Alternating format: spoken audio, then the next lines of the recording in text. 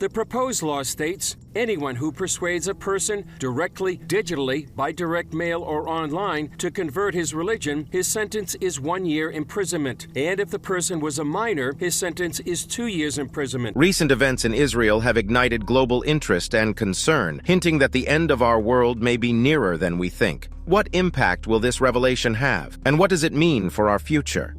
Let's find out the answers to these urgent questions in this video. Israel, a country in the Middle East near the Mediterranean Sea, is a place deeply cherished by Christians, Muslims, and Jews. Its capital, Jerusalem, holds numerous sacred sites that play a crucial role in the religious beliefs of these three faiths. For Judaism and Christianity, Israel is often called the Holy Land, and Jerusalem is considered the Holy City. In their religious traditions, Israel is where the essence of their faith resides and where they feel the presence of their messengers and prophets. For Christians, Israel is especially significant because it is the place where many pivotal events in the life of Jesus Christ occurred. These events are documented in the Bible, particularly in the books of Matthew, Mark, Luke, and John. Some of the most notable locations include the Temple Mount, the Old City, the Western Wall, and Mount Zion. In Islam, Israel holds value as well. It is the land where Jesus, known as Hazrat Isa, is recognized as one of Allah's messengers. Islamic teachings suggest that certain prophecies are yet to be fulfilled, and one of them involves the reconstruction of Solomon's temple on the Temple Mount. The quest for a third temple. The idea of rebuilding the original temple, known as Solomon's Temple, has recently gained attention. This temple was a place of worship dedicated to God and existed thousands of years ago. It was destroyed by the Babylonians and later replaced by Herod's temple, which stood for over 5 centuries until the Romans destroyed it. The concept of a third temple has emerged as a response to the destruction of the second temple. However, this endeavor is complex due to opposition from countries with Islamic backgrounds and the intricate political situation in Jerusalem. Various nations recognize different parts of Jerusalem as the capital for Israel and Palestine, leading to ongoing regional tensions and conflicts. This complex situation adds another layer of significance to Jerusalem in the context of these three faiths. The presence of the Dome of the Rock, a significant Islamic monument, on the Temple Mount in Jerusalem adds a layer of complexity to the ongoing discussions and debates regarding the site's historical significance. The central question revolves around whether the previous temple, known as Solomon's Temple, stood in the same location as the Dome of the Rock. Numerous research efforts and investigations have been conducted to uncover the truth. One notable discovery that has contributed to the discussions was made by British archaeologist Robert Hamilton. He found a mikveh, a Jewish ritual bath, beneath the floor of the Al-Aqsa Mosque. This finding supports the belief in the historical location of the temple, reigniting the debate surrounding its reconstruction. In response to the recent mikveh discovery, the Sanhedrin, a highly respected Jewish tribunal, has taken steps to prepare to construct the third temple. The land, once farmland and forests, is being cultivated to meet the future needs of the temple. One crucial requirement for temple services is the availability of a flawless red heifer, a unique cow that meets specific criteria. Its ashes are essential for the purification process of Jews participating in temple rituals. The quest for the perfect red heifer. Rabbi Jane Richmond, a prominent figure in Israel, is actively engaged in the mission to bring a perfect red heifer back to Israel. The purification process, as described in Numbers 19 of the Bible, demands meticulous adherence to biblical instructions. However, obtaining a suitable red heifer is a challenging endeavor, requiring immense effort and dedication. The scarcity of red heifers used for purification rituals between the first and second temples is well documented. Yet Rabbi Jane Richmond and fellow rabbis from the Temple Institute have embarked on an ambitious mission. They are collaborating with a cattle farmer to breed a red heifer using modern scientific methods. This involves implanting frozen embryos from North American Red Angus cattle into Israeli domestic cattle. Their aim is to achieve success in this challenging task. The red heifer must be born in Israel, flawless in appearance, and never used for work. Building the third temple involves more than just obtaining the red heifer. Training a special group of priests, known as the Kohanim, is vital to ensure the proper execution of temple services and rituals, preparing the Kohanim and the altar up.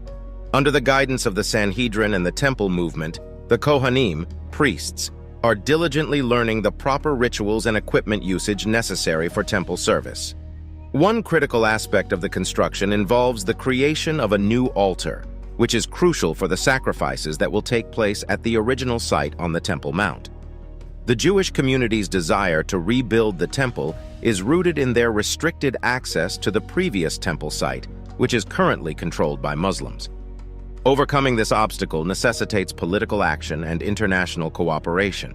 Israel's Judicial Council recognized this need, suggesting potential international organizations and regional states mediation. Collaborative efforts among faith leaders from various backgrounds are deemed essential to rebuild the temple. The Antichrist and temple construction biblical texts, including the books of Daniel and Revelation, contain hints about a figure referred to as the Antichrist.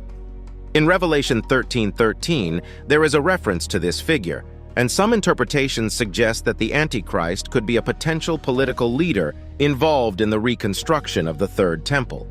This implies that influential figures globally might lend their support to the construction efforts. Looking back in history, in the 8th century BC, King Hezekiah oversaw the creation of the Siloam Pool, also known as the Pool of Siloam. This pool played a vital role in securing Jerusalem's water supply through a tunnel meticulously carved by skilled engineers. The continuous flow of water from the Gihon spring sustained the city even during challenging times. As these ventures to rebuild the temple unfolds, the importance of unity and mutual understanding becomes increasingly clear. Questions linger. Can the quest for the red heifer succeed? Will the Temple Mount undergo a transformation? Time will ultimately provide the answers. Amid diverse communities and beliefs, collective efforts persist towards the shared goal of rebuilding the Third Temple, symbolizing faith, heritage, and a deep connection to history. Pool of Siloam, the remarkable engineering feat of King Hezekiah. In the 8th century BC, King Hezekiah initiated an extraordinary endeavor, the construction of the Siloam Pool, also known as the Pool of Siloam. This remarkable engineering feat was designed to secure a consistent water source for Jerusalem during times of conflict. Carved through solid rock for approximately 2,000 feet, it channeled water from the Gihon spring into the city twice daily. The pool, measuring about 53 feet in length, 18 feet in width, and 19 feet in depth, was a testament to the fusion of nature's rock formations and human craftsmanship. Tragically, the Second Temple and the Pool of Siloam faced destruction during the Babylonian attack on Jerusalem. However, the pool was later reconstructed during the time of Nehemiah and underwent further expansion under the rule of Herod the Great. The Pool of Siloam held deep cultural and religious significance, becoming a gathering place for those in need, particularly the poor and sick, who believed in its healing properties. The Pool of Siloam played a pivotal role during the Feast of Tabernacles, a celebration that reminded the Israelites of their liberation from Egypt. This festival marked their ancestors' journey from bondage to freedom and featured ceremonies at the pool that were instrumental in preserving Israel's cultural and religious heritage. Also known as Sukkot, this festival was a special occasion among Jews, commemorating their deliverance from Egypt and giving thanks for the harvest. During Sukkot, the Mishnah, a collection of Jewish teachings, guided the construction of temporary dwellings called sukkahs. People expressed gratitude to God for sustenance and fervently prayed for rain. A priest would fetch water from the Pool of Siloam during the festival, and the jubilant crowd would accompany him while reciting Psalms 113 to 118. The priest would then pour the water on the altar's west side, symbolizing Isaiah 12:3. In 2004, the Pool of Siloam was uncovered during sewer line excavations, revealing only a portion of its length. This rediscovery provides a glimpse into this ancient water source's rich history and significance. Armageddon, more than apocalypse. Now let's explore the concept of Armageddon, a term often linked to apocalyptic scenarios but having a distinct meaning within our context. As mentioned in Revelation 16:16, Armageddon signifies a gathering place for armies in battle. It represents a worldwide rebellion against God's authority and isn't limited to a specific location. The term originates from Mount Megiddo in northern Israel, known for historical battles, but it can also symbolize natural disasters like earthquakes, floods, or hail.